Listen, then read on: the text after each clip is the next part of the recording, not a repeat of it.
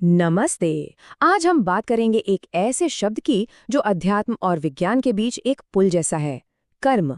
लेकिन आज हम इसे किसी रहस्यमयी ताकत की तरह नहीं, बल्कि एक लॉजिकल, एक गणितीय नियम की तरह समझने की कोशिश करेंगे। तो सवाल यही उठता है कि कर्म आखिर है क्या? क्या ये सिर्फ एक आस्था है, एक विश्वास, या फिर क्या ये भी फिजिक्स के नियमों की तरह इस ब्रह्मांड का कोई पक्का नियम है? चलिए इसी दिलचस्प सवाल की तह तक चलते हैं। अच्छा, एक मिनट के लिए सोचिए कि क्या हो अगर कर्म कोई रहस्य हो ही ना, बल्कि वो इस यूनिवर्स का सबसे स्मार्ट, सबसे सटीक एल्गोरिदम हो। एक ऐसा सिस्टम जहां हर इनपुट का एक तयशुदा आउटपुट होता है, बिल्कुल कंप्यूटर कोड की तरह। तो अगर कर्म एक एल्गोरिदम है तो इसके कुछ नियम भी तो होंगे, है ना? बिल्कुल वैसे ही जैसे फिजिक्स के नियम होते हैं। तो चलिए एक एक करके इस एल्गोरिदम के रूल्स को समझते हैं। पहला नियम तो बहुत ही सिंपल है, एक्शन और रिएक्शन। अरे ये तो न्यूटन के तीसरे नियम जैसा ही है। याद है कि हर एक्शन का एक इक्वल और ऑपोजिट रिएक्शन होता है। कर्म के खेल में भी बिल्कुल यही होता है। हमारे काम है इनपुट और यूनिवर्स का जो जवाब आता है वो है आउटपुट। दूसरा रूल है इरादा और नतीजा। इसे ऐसे समझिए कि अगर आम का बीज बोया है तो आम का पेड़ ही उगेगा, अमरूद का नहीं, है ना? बस कर्म भी ऐसे ही काम करता है। एक खास इरादे से किया गया काम एक खास नतीजा ही देगा। साइंस की भाषा में इसी को कॉज़ैलिटी कहते हैं। मतलब हर चीज के होने का एक कारण होता है, कुछ भी रैंडम नहीं है। और तीसरा, ये तो बहुत दिलचस्प है, छोटे छोटे काम, बड़े बड़े नतीजे। आपने बटरफ्लाई इफेक्ट के बारे में सुना होगा कि कहीं एक तितली पंख फड़फड़ाती है और दुनिया के दूसरे कोने में तूफान आ जाता है। कर्म भी कुछ ऐसा ही है। एक छोटा सा अच्छा काम, किसी की हल्की सी मदद यूनिवर्स में एक लहर पैदा कर देती है। और ये छोटी छोटी लहरें ही मिलकर धीरे धीरे हमारी किस्मत का पूरा ग्राफ ही बदल सकती हैं।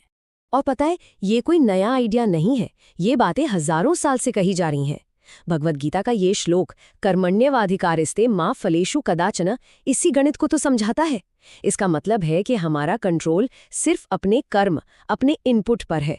जो फल मिलेगा, जो आउटपुट आएगा, वो यूनिवर्स के नियमों पर छोड़ देना चाहिए। फोकस बस अपने काम पर। चलिए अब इस थ्योरी को थोड़ा और प्रैक्टिकल बनाते हैं। जरा कल्पना कीजिए कि हमारे कर्मों की एक बैलेंस शीट है, बिल्कुल एक बैंक अकाउंट की तरह, जिसमें हमारे सारे कर्मों का हिसाब किताब रखा जा रहा है। तो इस कर्मों की बैलेंस शीट में ना 3 मेन अकाउंट्स हैं। पहला है संचित कर्म। समझ लीजिए ये हमारा टोटल डेटाबेस है, हमारे सारे जन्मों के कर्मों का एक बहुत बड़ा कलेक्शन। फिर आता है प्रारब्ध। ये उस बड़े डेटाबेस का वो छोटा सा हिस्सा है जिसका फल हमें इस जिंदगी में मिल रहा है। ये हमारी करंट एसेट्स की तरह है। और तीसरा है आगामी कर्म। ये वो नए काम हैं जो हम अभी इस पल में कर रहे हैं, हमारे अकाउंट में होने वाले ताज़ा ट्रांजैक्शंस। लेकिन यहाँ एक सवाल जरूर मन में आता है कि भाई, अगर ये सब इतना सीधा साधा गणित है तो असर तुरंत क्यों नहीं दिखता? अच्छा काम करो तो अच्छा फल तुरंत क्यों नहीं मिलता? ऐसा इसलिए क्योंकि इस इक्वेशन में कुछ छुपे हुए वेरिएबल्स भी हैं, जैसे टाइम लैग और वेलोसिटी। कर्म की स्पीड यानी वेलोसिटी इस बात पर टिकी है कि हमारे काम के पीछे इरादे की ताकत कितनी थी। सोचकर देखिए, किसी पर हल्का सा गुस्सा करना और किसी से पूरी शिद्दत से नफरत करना, दोनों का असर एक जैसा नहीं हो सकता है ना? जितना गहरा इमोशन, जितना मजबूत इरादा, नतीजा भी उतना ही तेज और असरदार होगा। और अब बात करते हैं टाइम लैग की। ये टाइमलाइन इसे बहुत अच्छे से समझाती है। देखिए, हर कर्म का अपना एक पकने का समय होता है, एक गेस्टेशन पीरियड। जैसे मूली का बीज बोएंगे तो कुछ ही दिनों में मूली मिल जाएगी, लेकिन अगर आम का पेड़ लगाएंगे तो फल के लिए सालों इंतजार करना पड़ेगा। बस यही हिसाब कर्मों का भी है, कुछ का फल तुरंत तो कुछ का सालों बाद, या शायद अगले जन्मों में। तो चलिए, अब थ्योरी बहुत हो गई, अब इसे असल जिंदगी में लागू करके देखते हैं। अगर लाइफ में एक ही तरह की प्रॉब्लम बार बार आ रही है तो उसे एक प्रॉब्लम की तरह नहीं, बल्कि अपनी लाइफ के कोड में एक बग की तरह देखिए। और अच्छी बात यह है कि हर बग को ठीक किया जा सकता है। क्या कभी ऐसा महसूस हुआ है कि जिंदगी एक ही जगह अटक गई है, कि कुछ गलतियां, कुछ परेशानियां बार बार लौट कर आ रही हैं, चाहे वो रिश्तों की प्रॉब्लम हो या काम की या सेहत की, एक ही पैटर्न बार बार? कंप्यूटर साइंस की दुनिया में ना इसे रिकर्जन कहते हैं। जब एक ही प्रॉब्लम बार बार खुद को दोहराती है। और जिंदगी में इसका मतलब है कि हमारे सिस्टम में कोई ऐसा बग है जो अभी तक फिक्स नहीं हुआ है। तो सवाल है, इन कार्मिक बग्स को डीबग कैसे करें? इसके 3 तरीके हैं। नंबर 1, पैटर्न को पहचानिए, देखिए कि प्रॉब्लम क्या है और उस पर आपकी आदत वाली रिएक्शन क्या है।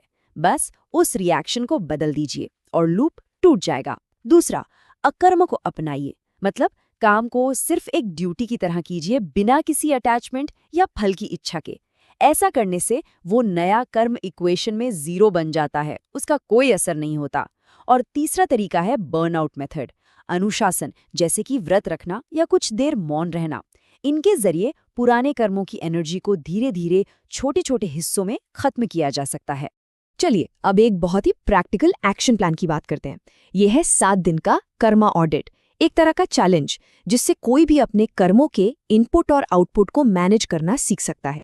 तो पहले 1-2 दिन इन दिनों में कुछ बदलना नहीं है, बस ध्यान देना है, जागरूक होना है, ये ट्रैक करना है कि हम अपने विचारों और कामों से यूनिवर्स में आखिर भेज क्या रहे हैं। तरीका बहुत आसान है, बस एक डायरी रखिए। जब भी कोई नेगेटिव ख्याल या काम मन में आए, जैसे गुस्सा, जलन, किसी की बुराई, तो लिखिए -1। और जब भी कोई पॉजिटिव ख्याल या काम हो, जैसे किसी का शुक्रिया करना, किसी की मदद करना, तो लिखिए +1। और दिन के आखिर में अपना टोटल नेट स्कोर निकालिए, देखिए कि आप प्लस में हैं या माइनस में। अच्छा, अब आते हैं दिन 3 और 4 पर। अब खेल थोड़ा बदलेगा। इन 2 दिनों में फोकस होगा हमारे रिएक्शन पर, कि हम बाहरी घटनाओं पर रिएक्ट कैसे करते हैं। यहाँ का मैथ बहुत पावरफुल है। जब भी कोई नेगेटिव सिचुएशन आए, कोई कुछ बुरा कह दे, तो बस 1 सेकंड के लिए रुक जाइए और कोशिश कीजिए कि आपका इमोशनल रिएक्शन 0 हो, मतलब शांत रहना है। देखिए, गणित का नियम है कि किसी भी नंबर को 0 से मल्टीप्लाई करो तो जवाब 0 आता है। बस यही करना है, शांत रहकर उस कर्म की चेन रिएक्शन को वहीं पर तोड़ देना है। अब आते हैं इस ऑडिट के फाइनल स्टेज पर, दिन 5, 6 और 7।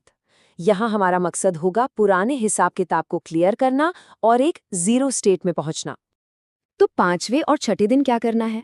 उन लोगों की एक लिस्ट बनाइए जिनसे कोई मनमुटाव है, कोई शिकायत है, और बस मन ही मन उन्हें माफ करने की कोशिश कीजिए। ये पुराने अकाउंट्स को क्लोज करने जैसा है। और 7वें दिन कोशिश कीजिए कि हर काम एक सेवा की तरह हो, बिना किसी उम्मीद के। लक्ष्य ये है कि दिन के आखिर में हमारा नेट कर्म स्कोर एब्सोल्यूट 0 हो। तो ये विश्लेषण तो यहीं खत्म होता है, लेकिन असली काम तो अब शुरू हो रहा है। ये 7 दिन का ऑडिट एक तरह से आज से ही शुरू हो गया है। अब सोचने वाली बात यह है कि वो पहला बग कौन सा है जिसे हर कोई अपनी जिंदगी के कोड से हटाना चाहेगा।